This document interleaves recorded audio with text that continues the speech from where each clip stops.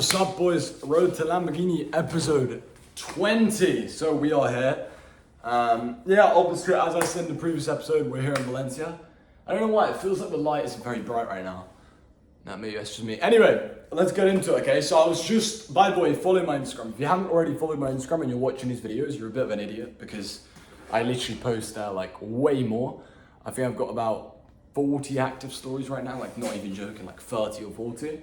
But I posted something about Greg Plitt, which is the topic of this video, okay, which is basically about how you've got the pain of regret and you've got the like pride that comes after it.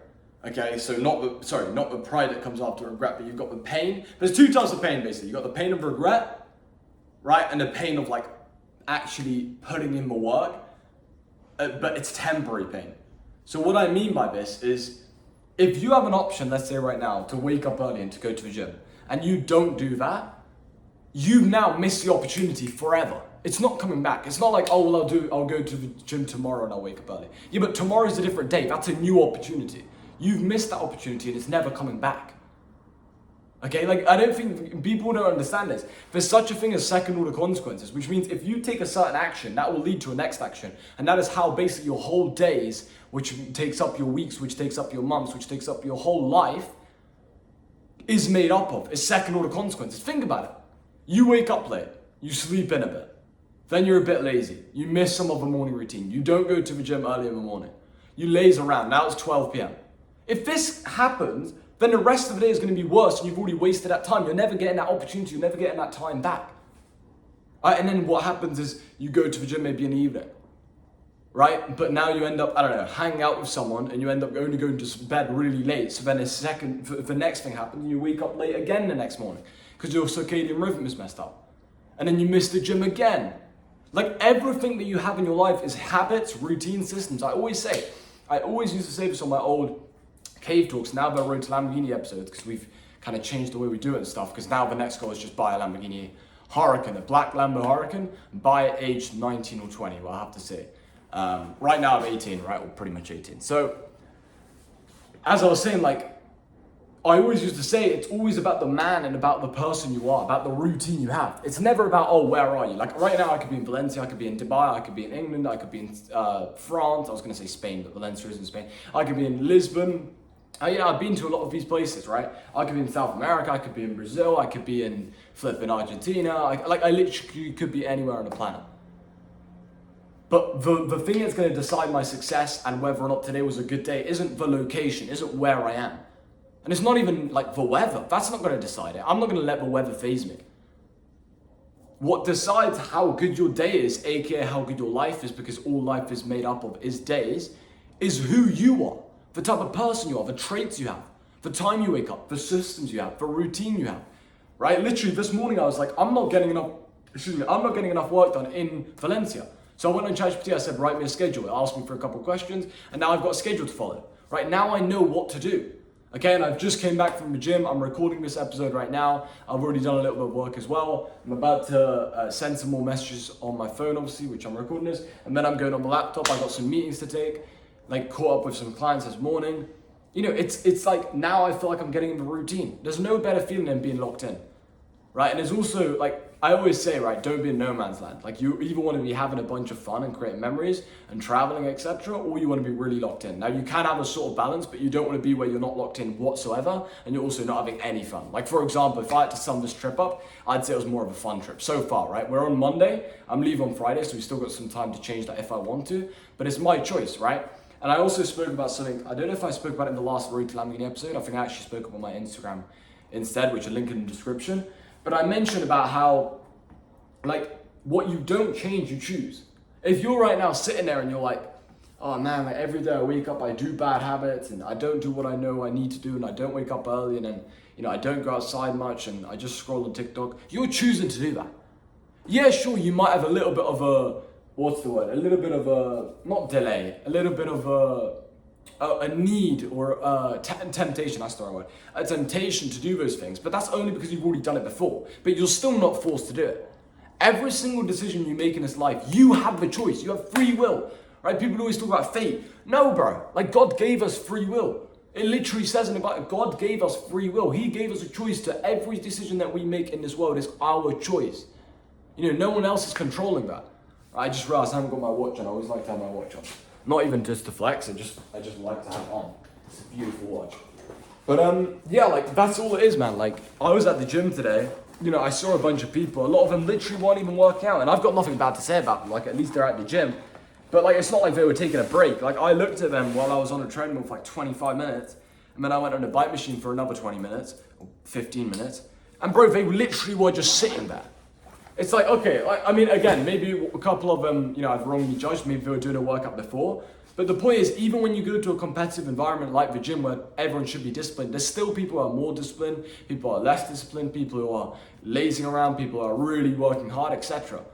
Right? So in every area of life, there's competitiveness, right? And there's a sense of, okay, who's better than the other person? And if you want to stand out in this world, if you want to become richer, just be better.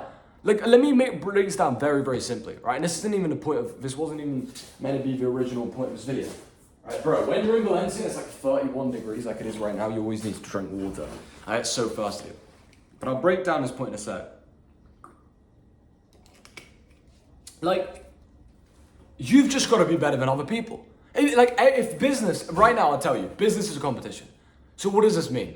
Well, let's think about it like a race, right? I used to do running for England, for Great Britain actually. We won gold on a relay and then bronze I won on singles as well. So at an incredibly high level. I did go international, but I would have done it for longer had I focused on it more, but I was running a business on the side. I finished college, they asked me to carry on and I was like, I don't think so because I'll be traveling, etc., right? But anyway, I did that at a very high level. That was a competition. What does that mean? Well, it means that the people who won were always the people who trained the most. Right, and not even trained the most, sometimes they just did it for way longer as well. Right, and they put their whole heart, their whole life into it. Same with business. If I tell you right now, business is a competition, and you say, oh, how do I make money? Is it not obvious? Like, how is that not obvious? Okay, you get the best coach. You get the best coach and the best guidance on the planet. Okay? You don't mentally masturbate and you don't just watch a bunch of random YouTube videos, because a lot of the free content out there is decently valuable, but if you can actually pay that person to be your coach or something, you're gonna get there way quicker and they're actually gonna care about you, because free content is usually there just to nudge people, right? That's secondly. Thirdly, you study the greats. You study the best people in that field. And fourthly, you just take a shit ton of action. You make a bunch of mistakes, right? When I was doing running, they always said like, oh, try this, try that. Like I remember when we did, I can't remember for like 21. This was actually not for national running. This was doing something called Spartan race, which is like obstacle course races. Some people said, okay, try and do it with a little backpack on where you can have like your water bladder. Like it's a very, very small backpack, barely weighs anything. Try and have a water bladder because it's a 21K and there's only like, I think 3 stops or something.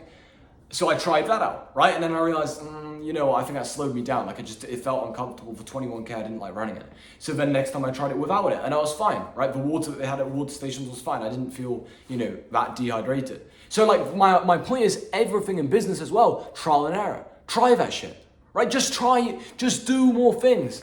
Stop thinking, stop procrastinating. But as I was saying, man, like watch the Greg Plitt video, right? I literally posted it on my story. In fact, I posted 2 videos. The first one is actually my favorite video that he's ever created, ever. I'll see if I can actually quickly pull it up on my laptop. My favorite video, sorry, not even that he's created, my favorite video like on the planet. Like I used to say that all the time. And then obviously there's seasons of your life where you forget about things. So I kind of forgot like, oh damn, that was my favorite video. Then I went back to it today, because something reminded me about it, and I was like, damn, that's still my favorite video. I'll see if I can find it here, because I got my Mac connected to my phone. I'm just not sure if it's gonna update, because I only put it in my thing here recently. Hold up, 1 second, boys.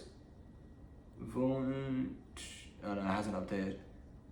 Anyway, it's basically a video where he's talking about, you've got the pain of regret, right? And yeah, so he's basically saying pain is temporary, but pride is forever. Okay, that's the quote.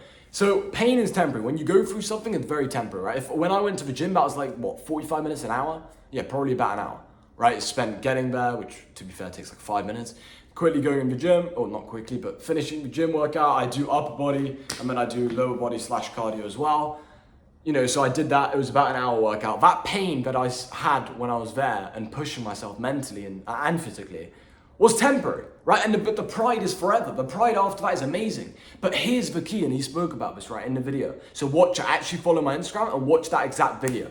Because if you don't, you're gay, right? But anyway, in the video, he literally said, but the pride is forever, but the pain is only temporary if you go through it. If you don't go through it, then the pain is forever, right? If you start a business and you start making a little bit of money, let's say 2K a month online, and then you start getting really comfortable, and then fear starts to creep in, and then doubt starts to creep in, and then everyone tells you it's not going to work, and then you take a holiday with your family for 2 months, and then you get zero work done, right? And then you get distracted by a girl who doesn't even like you, whatever. Well, then guess what? That pain that you went for at the start was for nothing. The pain is going to last forever because you quit the business and then you never actually get anywhere.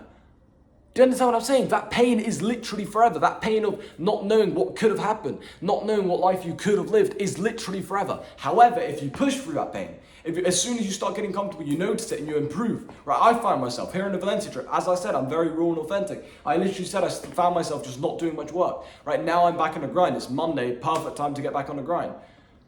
But like, as soon as you start getting too comfortable, you got to catch yourself, right? And then get back into the grind, get back into lock-in, get back into the routine, get back into the right systems, the right habits, cutting out the vices, etc., cutting out the distractions, right? And when you do that, then that pain is just temporary. But if you don't push through the pain, if you go to the gym and you do a 5-minute workout and you just leave, well, then that pain's forever because you know you could have went further. But if you but if you actually do the workout and you go through it, well, then that pain was temporary, but the pride you feel after is forever. So every second, every opportunity you have, like right now, you've got the opportunity to literally follow my Instagram for free. Literally for free. Like there's no catches, right? If you now don't do that, that's an opportunity you're missing. And you might think, oh, it's just an Instagram. Yeah, but what if you watch that Greg Plitt video and you got the, what's it called? You got like the, not shivers. Bro, what's the word called? I can't remember. Anyway, like imagine you really felt that, right? You really felt and resonated with that video. And that led you to building an online business. And then you watch more of my free content. And then you start your own online business. And then you retired your parents. Well, that opportunity is very, very possible. But guess what? If you never follow the Instagram, if you never take that just action, that little action, because you're too lazy, well then the pain is forever. Very, very simple. But yeah, with that said, boys, that's pretty much the end of the video. Follow my Instagram, watch those Greg Plitt videos, and I'll see you boys tomorrow.